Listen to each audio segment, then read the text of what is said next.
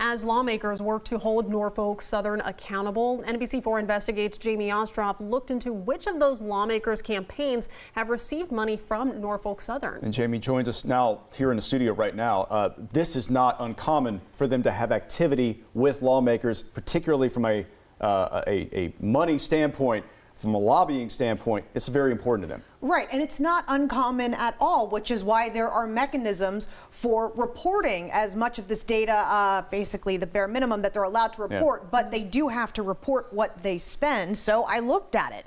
Norfolk Southern spends millions of dollars every year on political activity, and that is to engage with policymakers on issues that could impact the company or even the railroad business as a whole.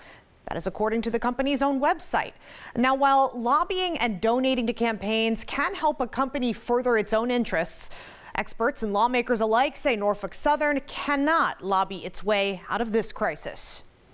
Like the chairman said, Ohio Senator Michael Rulli hasn't held back. We already know where the blame is. The blame's on the railroad.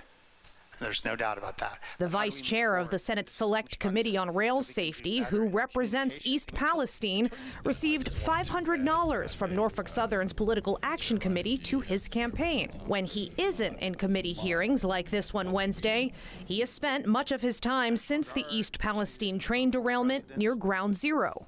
I was there the entire time. Similarly, Governor Mike DeWine, whose campaign received $6,000 from Norfolk Southern's PAC, has called for additional safety regulations for railroads. And on Wednesday, his office announced that Norfolk Southern, in their words, agreed to his idea to build a new first responders training center in Ohio. It's votes that put the elected officials into office. Suzanne Murilli is a political science professor at Capital University.